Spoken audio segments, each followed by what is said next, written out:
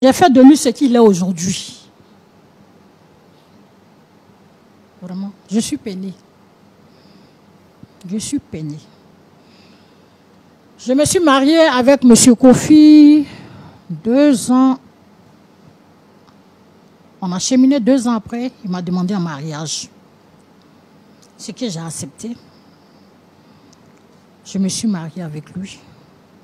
Un soir, il me dit, ma chérie, j'ai à te parler. Parce que c'est un poids sur moi, il faut que je te le dise. Entends? Elle avait 4 ans, lui 6 ans.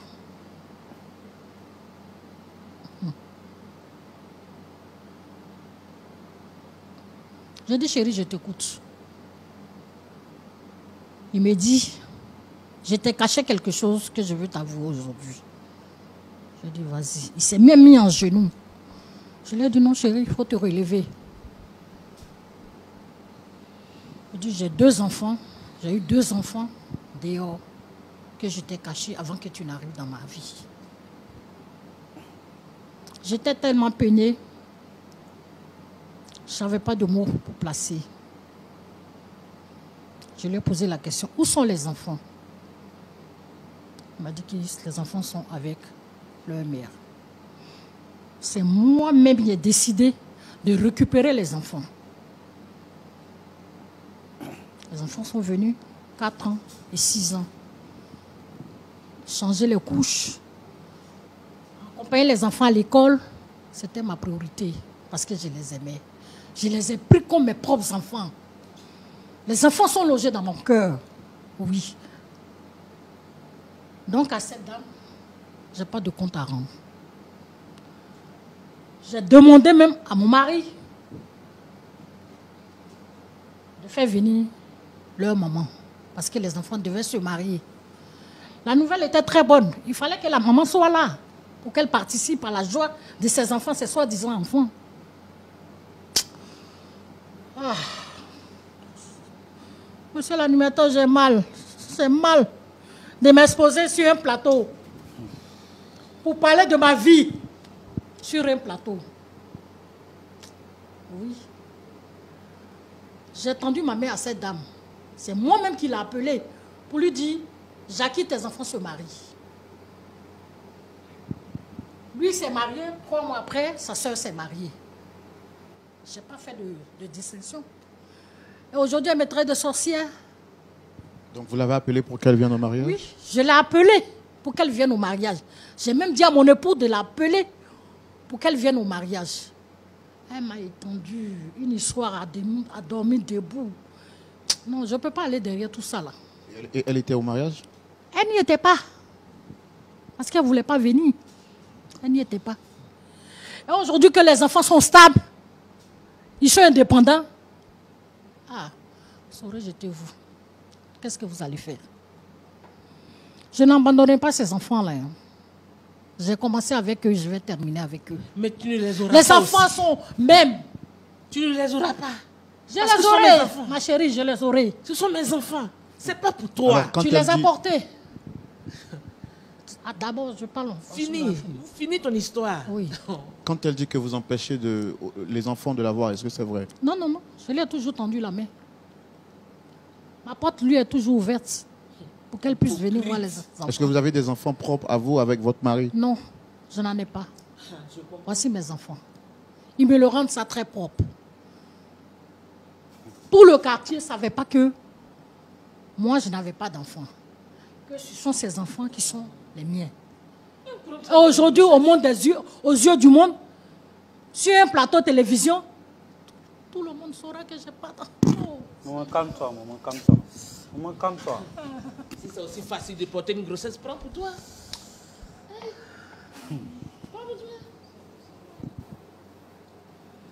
Quelqu'un va faire son enfant, tu vas prendre pour faire ta priorité. Armel, je suis votre mère. Il faut libérer mes enfants, hein. Il faut les libérer. Je suis votre mère. Votre père même sait que je suis votre mère. C'est toi qui ne sais pas que ce ne sont pas tes enfants. C'est toi qui ne sais pas que ce sont mes enfants. Sinon, ce sont mes enfants. Il faut libérer mes enfants. Je les ai. Il faut libérer mes enfants. Ta sorcellerie là, il faut arrêter. Tu ne traites pas ma mère de sorcière. Comme je D'accord. te l'ai dit, tu ne traites pas ma mère de Moi, je sorcière. ne suis pas à la base de tes malheurs. Il faut libérer mes enfants. Ces deux enfants-là, c'est moi qui les ai portés. Tu vas beau les cajoler, tu vas beau les envelopper. C'est pas pour toi, madame. Mais Si dans ton porteuse. ventre, là, c'est cimetière, là. Mais C'est moi, pas pour Tu ne toi. traites pas ma mère. Son ventre est- Monsieur, s'il vous plaît. Ok, on Je va vais quitter votre plateau. On va monsieur. arrêter là. On va Elle arrêter ne peut là. pas traiter ma mère que son ventre était cimetière. Pour quelle raison? On va arrêter. Pour ok. quelle raison? D'accord, calmez-vous. Arrête, c'est bon. Calmez-vous. laisse-la. Elle n'en vaut pas la peine. Ton ventre laisse-la. n'est pas cimetière, c'est ça? Mais tu Laisse-la. étais où? Calmez-vous. Laisse-la, elle n'en vaut pas la peine. Tu Calmez-vous. vas pas te salir les mains pour ça. Monsieur l'animateur, voilà ainsi mon calvaire aujourd'hui sur un plateau de télévision, mais dénigrant aux yeux de tout le monde. Je pense que monsieur, il est vraiment sous le choc. Je vais donner la parole à la fille. C'est Dame Armel, c'est ça? Oui, c'est bien cela. C'est bien Dame Armel. Est-ce que depuis votre naissance, jusqu'à ce que vous ayez cet âge, est-ce que vous étiez informé que en dehors d'elle, vous aviez une autre mère? On ne l'avait pas su jusqu'à l'âge de l'adolescence. Lorsque je l'apprenais, j'avais 13 ans. Et cette dame qui prétend être ma mère biologique est venue une fois faire notre connaissance. Après cela, elle a disparu des radars. Plus jamais on ne l'a revue. Bon, quand elle est venue pour la première fois, elle se présente à nous, elle dit qu'elle est notre mère. Sincèrement, dit, si c'était vous-même, qu'est-ce que vous auriez fait? Une femme qui sort de nulle part, qui prétend être la femme qui vous a porté durant 9 mois. Alors qu'il y a une femme qui nous a jamais, à aucun moment, démontré que nous n'étions pas le fruit de ses entrailles. Moi, sincèrement, je n'ai pas cru à cette histoire. Je l'ai vue comme une femme tout autre. Mais je ne l'ai pas non plus repoussée. J'ai accepté. Elle pourrait peut-être occuper une place de tante lointaine dans mon cœur, sans problème. Mais aujourd'hui, venir et dénigrer ma mère, l'insulter, non mais je ne suis pas d'accord avec ça. Je ne suis franchement pas d'accord avec ça, frère. Ça, c'est pas simple. C'est pas simple. Je vais faire comme si j'entends pas tout ce qu'elle dit. D'accord. D'accord. Alors, monsieur, vous, comment est-ce que vous avez vécu durant toutes ces années-là?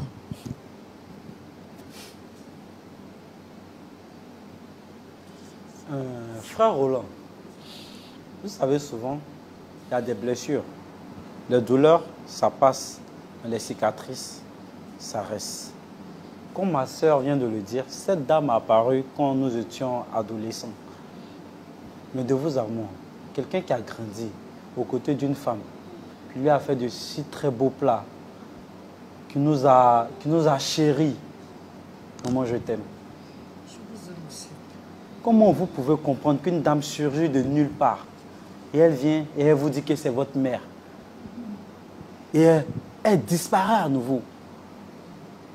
Mais cette affection maternelle-là, elle ne nous a jamais donné ça. Donc je ne peux pas concevoir en aucune manière que c'est ma mère biologique. Pour moi, ma mère biologique, la voici en face de moi. Car elle nous a toujours soutenus. Voilà un peu ce que je peux dire, frère Roland.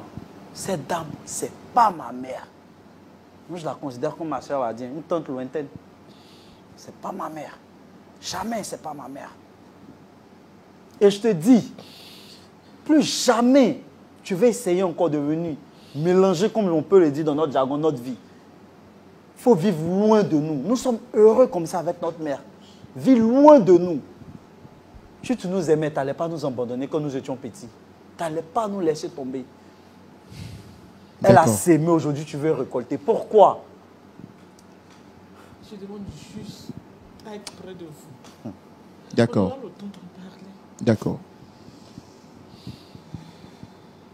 Merci beaucoup à vous tous. Pasteur Jean-Yves Tchoumou. Oui, mon frère Roland. Nous voici encore face à une nouvelle situation. On va dire 2 enfants pour 2 mères. Oui. Qui est réellement la véritable mère?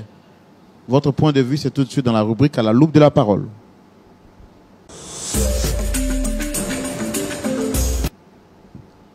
Pasteur, vous avez la parole. Merci, Roland. Je voudrais saluer Dame Dame Pauline. Pauline. Merci, ma soeur Pauline. Que Dieu te bénisse. En tout cas, j'ai écouté ton récit. Je pense que c'est comme ça qu'une femme qui vient épouser un homme doit se comporter.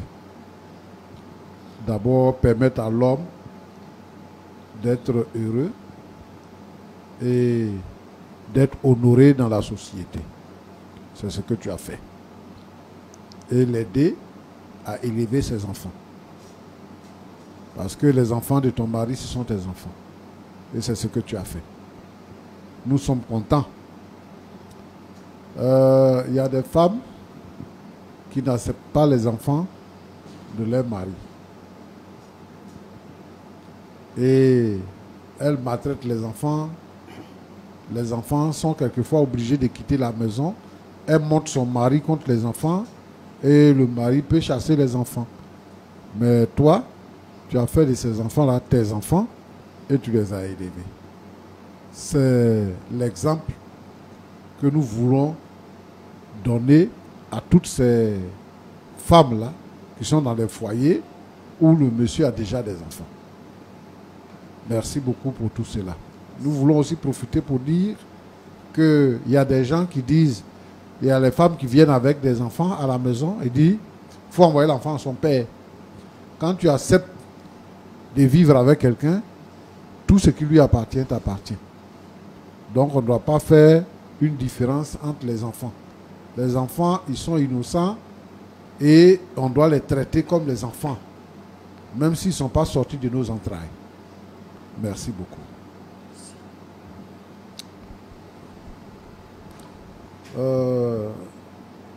C'est Jacqueline. Bonjour Jacqueline. Bonjour pasteur. Merci d'être venu nous voir. Et je pense que ce que tu poses comme problème est légitime. Merci. Seulement que la façon de présenter n'est pas bien. Premièrement, tu as dit que tu étais avec un homme qui était irresponsable et qui vivait, qui était pauvre, irresponsable et pauvre. Donc, vous avez eu 2 enfants, ne pouvant pas supporter, tu es parti et tu as laissé les enfants avec les pères.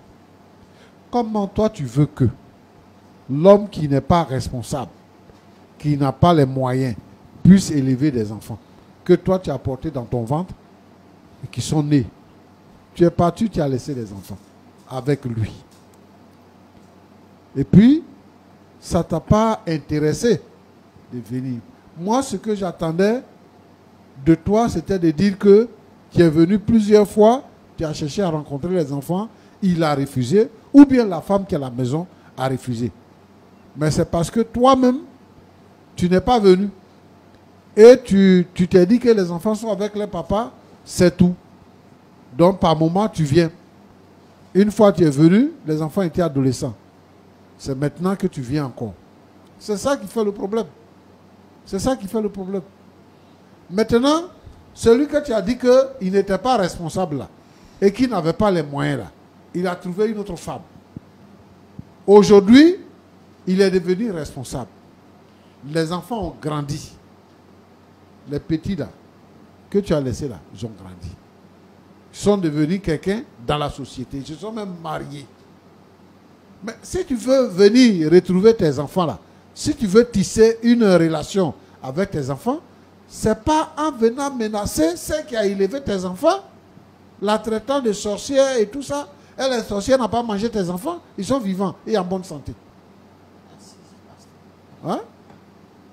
Et donc, si tu cherches à rencontrer tes enfants, à être avec tes enfants, pour que tes enfants te reconnaissent comme leur mère et t'appellent maman, il y a la manière. Il y a la manière. Tu ne peux pas insulter la femme. Est-ce que c'est de sa faute? C'est toi ta faute. Il y a un proverbe chez nous qui dit que une femme meurt pour ses enfants. Mais toi, tu as abandonné tes enfants. Les enfants, ils ont grandi sans toi. Tu leur as rien donné. Si ce n'est que la vie. tu leur as rien donné. Ils n'ont pas connu l'amour maternel. Ils ne te connaissent même pas. Voilà. Tu dis que ouais, la vie est difficile, donc c'est ça qui a fait. Ah, mais toi, tu es parti à la recherche d'une vie meilleure. Et la vie est difficile là-bas encore. Où tu es parti là? Tu devais maintenant revenir dans une meilleure vie parce que tu as trouvé que celui-là, c'est un misérable, c'est un irresponsable. En tout cas, ce n'est pas comme ça qu'on fait. Tu devais dire merci à cette dame-là. Merci parce que vraiment, ce que tu as fait là, c'est grand. Toi, où tu es là, ce n'est pas toi qui vas lever le ton. Toi, tu ne dois pas lever le ton parce que tu n'as pas raison. Tu n'as pas raison. Et il faut demander au contraire pardon pour que les gens soient apaisés envers toi. C'est cela. Mais tu vois, ce que tu as fait là, les enfants même te parlent comme si tu n'existais pas. Le garçon même te menace. Si Roland ne le retient pas là, il va te taper. Et tu penses gagner quoi? Après ça, tu penses gagner quoi? Tu vas retourner peut-être pire. Eux-mêmes, ils pensent que ils peuvent t'accorder un petit crédit en te regardant comme une tante éloignée. Et maintenant, même cet espoir de tante éloignée là, tu es en train de le briser ici sur le plateau. Il faut utiliser la manière pour aller à la réconciliation. Roland. Oui, pasteur. Je veux dire à toutes ces mères-là, pour une raison quelconque qui sont parties, qui ont abandonné les enfants, elles doivent savoir que les enfants-là, quand ils grandissent, sans toi, là, ils ne te considèrent plus. Donc, elles doivent adopter une certaine posture pour reconquérir l'amour des enfants. Si c'est le père qui l'empêche de revoir les enfants, ça c'est un autre cas. Mais là, elle a eu l'occasion, elle avait l'occasion de venir à la maison, de rencontrer ses enfants. Même de demander que les enfants viennent passer les vacances chez elle. Elle avait l'occasion de le faire. Elle n'a pas voulu. Donc, moi, je la blâme sur ce plateau. Je veux dire ceci à Arthur.